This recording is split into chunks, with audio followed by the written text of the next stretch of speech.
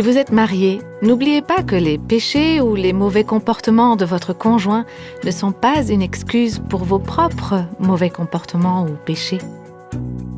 Si votre conjoint est dur et que son comportement est détestable, ça ne veut pas dire que vous devez vous comporter de la même façon que lui. Vous écoutez Réveille nos cœurs et voici le premier podcast d'une toute nouvelle série que nous allons vous présenter tout de suite. Nous recevons tout le temps des lettres de femmes qui se trouvent dans des situations conjugales vraiment difficiles. Elles nous écrivent « Mon mari est très dur » ou encore « Il ne se conduit pas bien et il est même esclave d'une addiction ». Elles nous demandent « Que dois-je faire ?» En fait, il n'y a pas de réponse facile à ces questions. On ne peut pas généraliser parce que chaque situation est différente. Et souvent, ces femmes nous posent cette question quand elles n'en peuvent déjà plus et qu'elles sont même sur le point de quitter leur mari. Alors je crois qu'il est essentiel, c'est important de se plonger dans la Bible, dans la parole de Dieu, pour aller y chercher des conseils et de la sagesse. Alors, dans l'Ancien Testament, il y a une femme qui n'est pas très connue, qui s'appelle Abigail, et qui s'est trouvée dans une situation qui n'est pas très différente de celle de bien des femmes d'aujourd'hui. C'est aujourd'hui que nous commençons une nouvelle série, justement sur cette femme, Abigail. Son histoire se trouve dans le premier livre de Samuel au chapitre 25. Nous avons appelé cette série « Abigail, comment vivre avec les gens difficiles ?» Allons-y. Abigail, c'est devenue une des personnes que je préfère dans l'Ancien Testament. C'est une femme extraordinaire et on peut beaucoup apprendre d'elle, non seulement de sa vie, mais aussi de la vie des deux hommes qui sont avec elle les personnages principaux de ce récit. À un moment ou l'autre de votre vie, il est bien possible que vous vous sentiez proche de l'une de ces trois personnes. Donc, non seulement on va étudier la vie de Abigail, on va aussi examiner le comportement des deux hommes qui ont eu un impact sur sa vie. Et on va voir ce que Dieu veut nous apprendre au travers de cette étude de caractère. Et on va commencer avec le premier verset qui met en place le cadre de l'histoire. Ça se trouve donc dans le premier livre de Samuel, chapitre 25, verset 1. Samuel mourut, tout le peuple d'Israël s'étant assemblé, le pleura et on l'enterra dans sa demeure à Rama. Alors vous avez peut-être déjà entendu parler de Samuel, c'était un homme de Dieu, c'était un prophète qui a vécu très très longtemps. C'était le dernier des juges de son pays. C'est lui qui avait consacré Saül pour faire de lui le premier roi d'Israël. Et c'est lui aussi qui a consacré David pour qu'il remplace Saül. Mais à ce moment-là, le roi Saül était toujours sur le trône. C'était un homme égocentrique, il n'y avait que lui-même qui comptait à ses yeux. Il était peu sûr de lui, il était rempli de crainte, il essayait de tuer David parce qu'il était jaloux de lui et il savait que David allait prendre sa place. Il y avait donc une guerre entre Saül et David. Et Samuel le prophète, c'était devenu une sorte de médiateur entre les deux hommes. Mais voilà, Samuel venait de mourir, il n'était plus là, et je peux tout à fait imaginer que David se sentait abandonné, vulnérable, seul, peut-être même qu'il était déprimé, découragé, et qu'il se demandait « Mais est-ce que vraiment les promesses de Dieu pour ma vie vont se réaliser un jour ?» C'est donc un moment de solitude, de vulnérabilité et même de terreur dans la vie de David. On lit la phrase suivante du verset 1 qui nous apprend « Ce fut alors que David se leva et descendit au désert de Paran ». Dans ce contexte du premier livre de Samuel au chapitre 25, David a dû s'enfuir pour sauver sa vie, parce qu'il était poursuivi par Saül, ce roi fou. C'était un fugitif. Dans le précédent chapitre, David se trouvait dans le désert d'En-Gedi, où il avait rencontré le roi Saül, et alors que Samuel venait de mourir, David se rend plus au sud encore dans le désert de Paran pour prendre encore plus de distance loin de Saül. Et notre histoire se déroule donc pendant son trajet vers le sud. Dans un certain endroit qui s'appelle Maon, David rencontre un couple marié. Et c'est un couple comme beaucoup de ceux que je rencontre aujourd'hui. Un couple où l'un des deux est une personne qui aime Dieu, qui respecte le Seigneur, et l'autre est une personne qui n'aime pas Dieu, quelqu'un qui est égoïste et mauvais. Ce genre de choses arrive.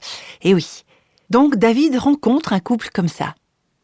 Et comme on l'a déjà dit, cette histoire comporte 3 personnages principaux. Quand on étudie la Bible et qu'on fait des études de caractère, comme ce qu'on va faire au travers de cette série, c'est toujours une bonne idée de se demander si les personnages sont bons ou mauvais, si on peut dire les choses comme ça. Mais de se poser la question, est-ce qu'il y aurait matière à exemple pour moi? Un exemple à suivre? Un exemple à éviter? Qu'est-ce que ce passage ou ces personnes peuvent m'enseigner au sujet du caractère de Dieu, de son cœur et des voies, des chemins du Seigneur pour moi? Voilà ce qu'on va chercher ensemble dans cette histoire. La première personne qu'on découvre s'appelle Nabal. Aujourd'hui, je vais vous en donner une présentation rapide et les prochaines fois, on entrera vraiment dans l'histoire. Son nom, c'est donc Nabal, un mot hébreu qui signifie fou ou insensé. Au verset 25, voilà ce qu'on apprend sur Nabal. Car il est comme son nom. Donc le nom veut dire insensé et ce nom le décrit vraiment. C'était un homme fou, c'était un homme insensé, mauvais. Et en étudiant ensemble la vie de Nabal, on va voir qu'il a pas mal d'aspects d'une personne insensée. Et peut-être que ça vous fera penser à quelqu'un que vous connaissez ou peut-être même à plusieurs personnes. Mais vous savez, vous pourrez peut-être aussi vous reconnaître sur certains points. Et dans cette série, on aimerait répondre à ces questions. Comment est-ce qu'on peut éviter de devenir comme Nabal? Comment éviter d'avoir de tels défauts? Le comportement insensé de Nabal a provoqué 2 types de réactions très différentes de la part des 2 autres personnages principaux de l'histoire. D'abord, David, celui qui allait devenir roi. Il avait été choisi par Dieu pour être roi, mais il était encore en train de fuir devant l'actuel roi, le roi Saül. Et quand il s'est retrouvé face à face avec cet insensé, donc Nabal, la réaction de David a été de se sentir agressé. David a perdu la maîtrise de lui-même, il a été tenté de réagir comme Nabal et de lui rendre vraiment la pareille. Et le danger, quand on rencontre des gens comme ça, des insensés, eh bien c'est de répondre, de réagir de la même manière. Et au fur et à mesure qu'on va avancer dans l'histoire, on verra que la réaction de David a été encore pire que la provocation de Nabal. Et on verra dans cette histoire que même les personnes les plus attachées à Dieu peuvent agir parfois d'une façon insensée qui déplaît à Dieu. Et c'est pour ça qu'on a tous, vraiment tous, besoin de sages conseils. On a tous besoin d'être entourés de personnes qui aiment Dieu, des personnes qui vont nous aider à réaliser quand notre comportement va devenir insensé. Des personnes qui oseront nous confronter quand il y aura besoin. Des personnes qui nous aimeront assez pour venir nous parler face à face et nous dire la vérité, exactement comme Abigail l'a fait avec David. On a besoin de personnes qui nous donnent des conseils selon Dieu quand on agit comme des insensés. Et bien sûr, on a besoin aussi d'apprendre à écouter ces conseils, à les accepter et à les suivre. C'est ça, la vraie humilité. C'est accepter d'écouter un conseil sage et de changer de direction quand on réalise qu'on a eu tort. Et on va voir que David, même s'il a d'abord réagi de façon déraisonnable envers cet insensé, il a ensuite accepté d'écouter les conseils sages et de changer d'attitude, de changer de direction quand il a compris qu'il avait tort. Le 3e personnage de ce récit dont on a déjà parlé, c'est cette femme, Abigail. Elle, avec les fous, les insensés, elle réagit d'une façon incroyable. On va apprendre beaucoup de choses avec elle. Que le fou, l'insensé, soit notre conjoint, notre patron, un de nos enfants, un parent par alliance, un voisin ou une personne dans notre église, quel que soit le fou, l'insensé dans notre vie, Abigail va nous apprendre à vivre avec cette personne et à gérer la relation avec elle. Abigail, c'est une femme discrète, c'est une femme sage, c'est une femme qui apporte la paix. Et on va voir que le cours de cette histoire va être complètement changé grâce à son intervention, grâce à ses comportements. Et puis finalement, comme dans toute histoire de vie, y compris la nôtre, il y a un 4e personnage que là, on n'entend presque pas, c'est Dieu lui-même. Dieu qui est toujours dans les parages, il est toujours dans les coulisses, un Dieu qui gouverne toutes les affaires des hommes et dont la volonté l'emporte sur toutes les autres.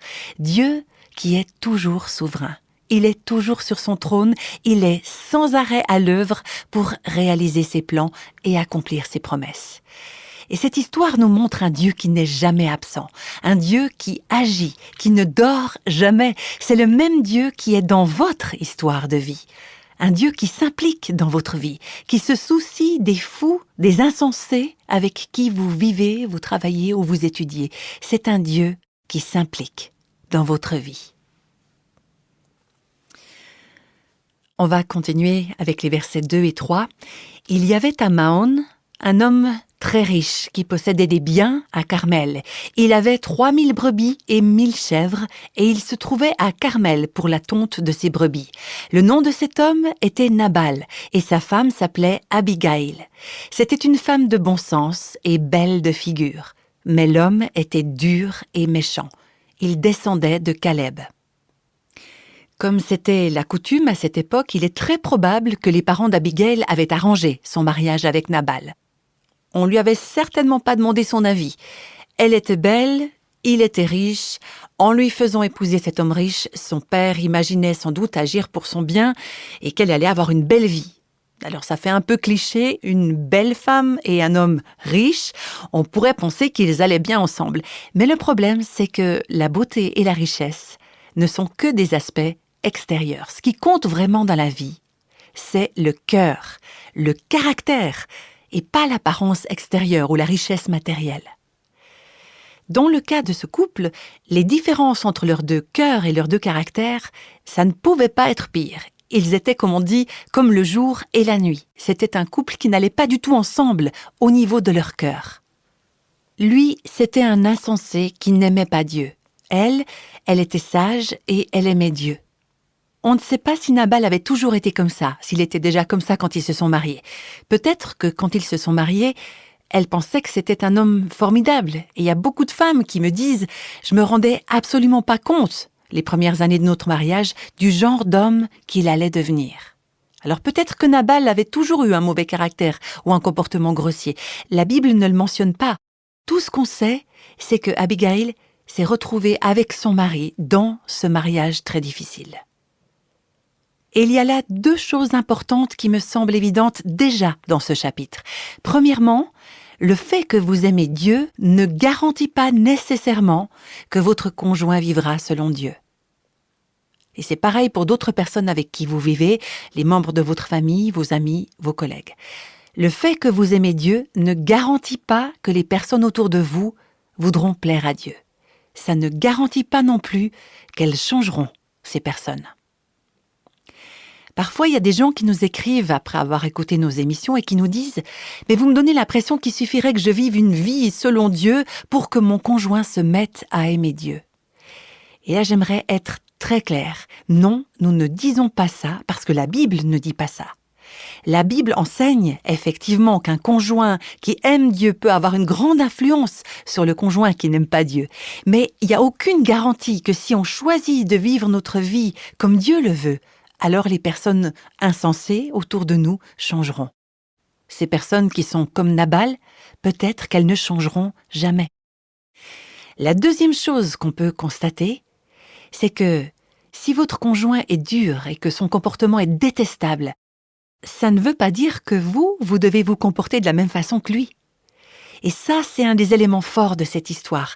Le fait que votre conjoint ou quelqu'un avec qui vous devez vivre ou travailler régulièrement, le fait que cette personne se comporte d'une façon qui déplaît à Dieu, ça ne doit pas vous empêcher, vous, de plaire à Dieu. Vous savez, on a souvent tendance à croire que notre niveau de foi ou de spiritualité est lié à celui des personnes autour de nous, que c'est à cause des gens qu'on réagit de telle ou telle façon. Mais personne ne peut nous obliger à réagir d'une façon qui déplaît à Dieu. Le fait que vous devez vivre avec quelqu'un qui se comporte d'une manière qui déplaît à Dieu ne vous empêche pas, vous, de plaire à Dieu. Votre caractère et vos réactions n'ont pas besoin de dépendre des comportements des gens autour de vous. Une des choses que j'aime particulièrement dans cette histoire, c'est qu'on ne sait pas ce qui s'est passé avant. Mais on sait que Abigail a vécu un certain laps de temps avec cet homme dur et qui avait des comportements horribles. Ça devait vraiment l'affecter, ça devait la toucher, elle vivait tous les jours avec lui. En tout cas, il est clair qu'elle n'avait pas laissé Nabal la détruire. C'était toujours une femme belle, pleine de bon sens, sage et qui aimait Dieu. Elle n'avait pas laissé le comportement de son mari déteindre sur son propre comportement. Elle était toujours charmante, courageuse et pleine de grâce. Et surtout, le plus important, c'est qu'elle n'avait pas perdu la foi dans les promesses de Dieu, même si elle vivait avec cet homme mauvais qui probablement ne changerait jamais. En fait, on le verra, il n'a jamais changé. Alors, dans cette histoire, on fait donc d'abord connaissance avec Nabal, et puis David, et après Abigail. Dans le verset 2, on a appris que Nabal était très riche. C'était un homme d'affaires important, il avait beaucoup d'influence. Et au fur et à mesure qu'on va avancer dans cette histoire pendant les prochaines émissions, un des aspects qui va nous sauter aux yeux portera sur les dangers que la richesse peut entraîner. Alors, ce n'est pas des problèmes qui sont inévitables pour tous les gens riches, mais il y a vraiment quelque chose qui nous donne à réfléchir là. En comparaison avec le reste du monde, nous qui vivons dans les pays industrialisés, nous sommes riches, donc on doit faire attention à ces dangers-là. Les gens riches peuvent croire qu'ils ne dépendent de personne, que ce sont les autres qui ont besoin d'eux, qui dépendent d'eux. Mais eux, ils n'ont besoin de personne, ils n'ont besoin de rien. Et parfois, c'est dur pour les autres personnes d'être honnêtes avec des gens qui sont riches. Riches selon les standards du monde, ceux qui ont beaucoup de biens matériels, par exemple. Dans le verset 17, les serviteurs de Nabal ont dit de leur maître « On n'ose pas lui parler, il n'écoute personne ». Face à Nabal, personne n'ose lui dire la vérité. Et on a tous besoin de gens qui sont honnêtes avec nous et qui nous aiment suffisamment pour nous dire la vérité. Mais là, cet homme, en partie à cause de sa richesse, s'est mis dans une position où personne n'a le courage d'être honnête avec lui. Les gens ont peur de lui dire la vérité. Ils ont peur de perdre leur travail. Et vous imaginez si un de ses salariés était intervenu pour lui dire « Nabal, là tu as tort, tu te comportes comme un insensé », la réponse aurait été « Mais toi, je te coupe la tête !» Alors les gens avaient peur de lui. Et parfois, quand on est très riche, selon les critères du monde, c'est très vite fait d'imaginer le pire au sujet des autres, de se méfier de tout le monde. Et on va voir que c'est comme ça que Nabal s'est comporté avec David. Il y a un verset dans le livre des Proverbes au chapitre 18. C'est le verset 23 qui m'a toujours beaucoup touchée et qui m'a poussé bien des fois à me repentir. Le pauvre parle en suppliant. Le pauvre fait appel, il plaide. Mais le riche répond durement. Le riche, il peut exactement parler comme il veut. Le monde lui appartient, il est tout à lui. Et avec la richesse, on rencontre parfois ce genre d'attitude, d'orgueil, d'arrogance. C'est pas toujours le cas, bien sûr. Nabal, lui, non seulement il était très riche, mais le verset 3 nous dit qu'il était dur. Il y a une ancienne traduction de la Bible qui dit qu'il était grossier. Le mot hébreu original qui est utilisé là signifie dur, inflexible, intransigeant, incontrôlable. Là, est-ce que vous imaginez un petit peu mieux à quoi ressemblait Nabal ? C'était un homme dur, c'était un homme violent. Il était violent avec sa femme, il était violent avec d'autres personnes. C'était un homme qui parlait avec agressivité. Et puis c'était aussi un alcoolique, comme on le verra plus loin dans l'histoire. C'était vraiment un homme mauvais. Et la Bible dit que non seulement il était dur, mais il avait des comportements détestables. Une autre version dit qu'il était bourru et qu'il agissait avec méchanceté. C'était un homme pourri, un corrompu. Et c'est bien possible qu'une partie de ses richesses provenait d'opérations douteuses. C'était vraiment un homme désagréable. Et dans la version que j'ai lue tout à l'heure, il est dit que c'était un homme qui descendait de Caleb. Caleb, c'était un homme de la tribu de Juda, quelqu'un qui aimait Dieu, qui était reconnu pour sa foi. Mais le mot Caleb, en hébreu, ça signifie aussi « chien ». Et certains commentateurs de la Bible pensent qu'il s'agit plutôt d'une description du comportement de Nabal. Il y a une traduction anglaise qui dit de lui « il était hargneux comme un chien ». Son caractère est mieux décrit, comme on l'a vu, par son nom même, Nabal, qui veut dire « insensé ». J'aimerais préciser encore que quand on voit ce mot « insensé » dans la Bible, on doit se rappeler que « insensé », ça ne désigne pas quelqu'un qui souffre de problèmes mentaux. Non, c'est quelqu'un qui est dépourvu de bon sens, quelqu'un qui n'a aucune morale. Il y a un psaume qui met ça en évidence. L'insensé dit en son cœur « il n'y a pas de Dieu ». Un insensé, c'est quelqu'un qui veut vivre sa vie comme si Dieu n'existait pas. Quelqu'un qui n'a pas peur de Dieu, ni des hommes.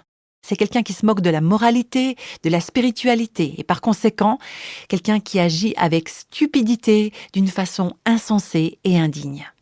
Dans le livre d'Ésaïe au chapitre 32, verset 6, on peut lire « Le fou, l'insensé, dit des insanités. Au fond de lui, il est porté à commettre le mal, à agir sans respect de Dieu, à tenir des propos blasphématoires pour l'Éternel. Il laisse l'affamé avec le ventre creux et prive de boisson celui qui meurt de soif. » Et on va voir que Nabal correspond tout à fait à cette description des insensés, parce qu'il a refusé de donner de la nourriture et de l'eau à ceux qui avaient faim et soif. C'était un homme insensé. Je crois que vous avez déjà probablement compris que c'est votre cœur qui détermine votre caractère et votre comportement. Si votre cœur est insensé, vous allez agir de façon insensée. Votre caractère et votre comportement révèlent ce que vous avez dans le cœur. Quand vous agissez de manière insensée, d'une manière qui déplaît à Dieu, eh bien ça révèle qu'il y a quelque chose d'insensé dans votre cœur. Et on verra tout au long de cette série d'émissions, Nabal nous fera facilement penser à l'une ou l'autre personne qu'on connaît. Mais j'aimerais qu'on puisse étudier ce récit en laissant Dieu mettre l'éclairage sur notre cœur, par son esprit et par sa parole. Et qu'on puisse se poser sincèrement la question, est-ce que moi aussi, je me comporte comme ça ? Est-ce qu'il m'arrive à moi aussi d'être quelqu'un d'impossible à gérer ? Est-ce que les gens hésitent à me dire la vérité parce qu'ils ont peur que j'explose de colère ? Est-ce que je suis quelqu'un d'arrogant, d'orgueilleux, quelqu'un de dur ? Est-ce que je vois toujours le mal chez les autres ? Est-ce que je réponds aux autres plus avec brutalité qu'avec bienveillance ? Si je me comporte comme ça, si je parle comme ça me révèle à moi-même quelque chose sur l'état de mon cœur. La Bible dit que nous sommes tous nés insensés. Seule la grâce de Dieu et la puissance de l'Évangile, la puissance de Christ, peut transformer notre cœur, peut nous donner un cœur nouveau, un cœur qui est sage. C'est pour ça qu'on a besoin d'une transplantation cardiaque quelque part. Tout ce qui en nous est gracieux, aimant, doux, dans nos foyers, dans nos autres relations sociales, tout ça vient uniquement de la grâce de Dieu. Et c'est pour ça qu'on a désespérément besoin de la grâce de Dieu. Sans la grâce de Dieu, vous et moi, on serait tous comme Nabal. Et c'est pour ça qu'on a désespérément besoin de la grâce de Dieu.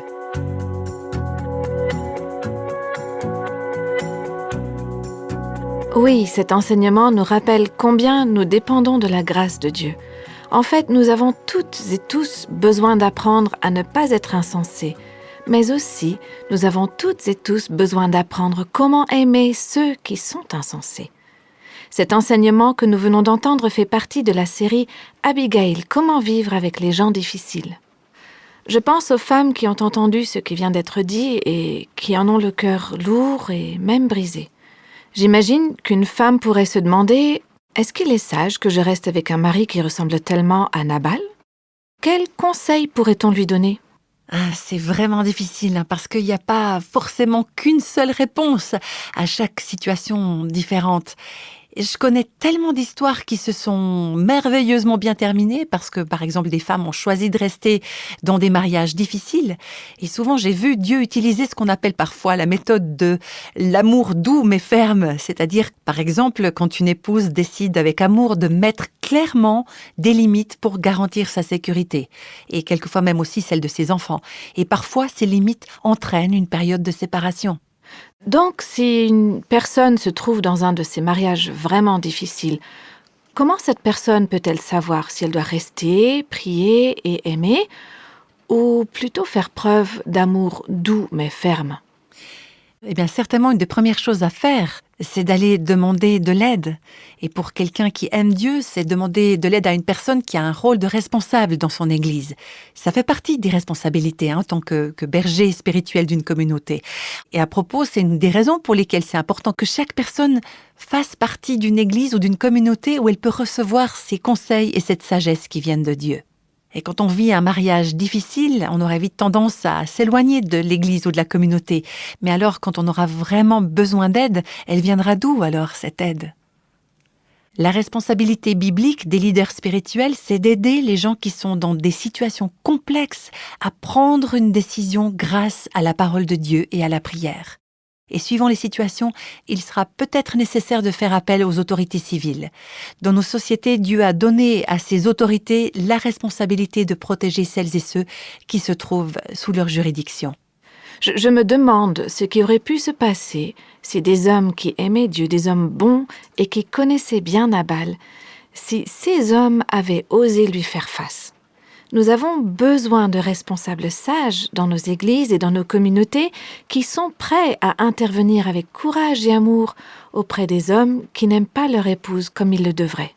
Oui, je suis absolument d'accord et je sais qu'il y a des hommes qui écoutent nos émissions et j'aimerais remercier chaleureusement tous ceux qui sont bienveillants, tous ceux qui aiment Dieu et qui interviennent dans des situations comme celle-là.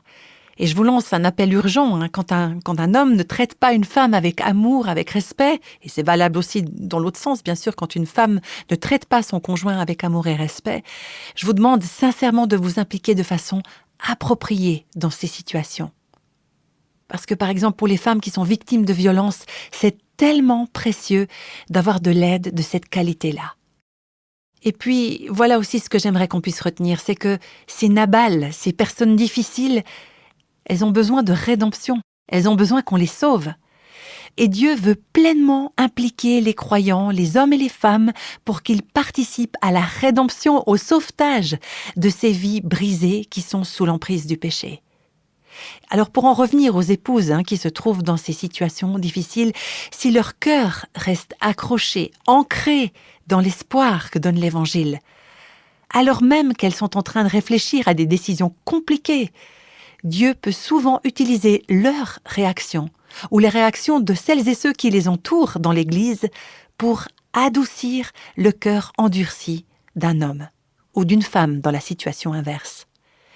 Encore une fois, je le répète, il y a tellement d'éléments variables dans chaque situation que pour nous, à Réveille nos cœurs, c'est impossible de traiter tous les scénarios imaginables.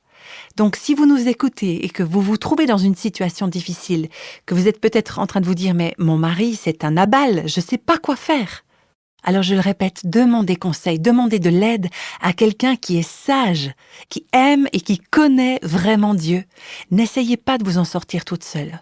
Oui, et qu'importe le cas de figure, si c'est une femme qui se trouve dans une situation très grave ou si elle a juste un peu de mal à aimer son mari, elle ne devrait pas chercher à s'en sortir toute seule. J'ai vécu de tels moments au cours de mon mariage et j'ai fait le choix de ne pas les traverser toute seule. Je vous encourage aujourd'hui, si Dieu a touché votre cœur, même un tout petit peu, par rapport à un problème qui a besoin d'être réglé dans votre mariage, allez voir une femme qui aime Dieu pour trouver de l'aide. Oui, c'est vrai, on peut faire ça avec respect, avec amour, et tout en continuant à faire confiance au Seigneur. Et on n'a pas besoin de critiquer à outrance notre conjoint pour pouvoir recevoir de quelqu'un des conseils sages selon Dieu. Eh bien, quelle que soit votre situation, si la vie d'Abigail vous a touché, vous pouvez vous rendre sur notre site web réveilnoscoeurs.com et y télécharger le fichier PDF de notre étude biblique intitulée, comme notre série d'ailleurs, Abigail, comment vivre avec les gens difficiles. Est-ce que ça vous arrive d'avoir du mal à contrôler la colère ? Pendant les moments de tension ou de conflit, est-ce que les gens vous considèrent comme une personne avec qui c'est possible de discuter ? Ou est-ce qu'ils vous évitent parce qu'ils savent que vous allez vous énerver et que vous n'allez pas pouvoir maîtriser vos émotions ? Ou est-ce qu'ils vous voient comme quelqu'un à qui ils peuvent venir confier leurs problèmes parce que vous serez de bons conseils ? La colère nous pousse des fois à réagir avec force, ce qui peut avoir des conséquences dangereuses, comme nous le verrons dans notre prochain podcast de cette série sur Abigail. Alors, je me réjouis de vous retrouver au prochain épisode et je vous dis au revoir.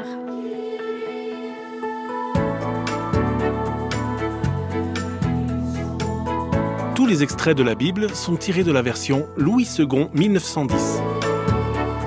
Réveille nos cœurs est le ministère francophone de Revive Our Hearts, initiative de Life Action Ministries avec Nancy DeMoss Wolgemuth. Avec les voix de Christine Raymond et Jeannette Kosman.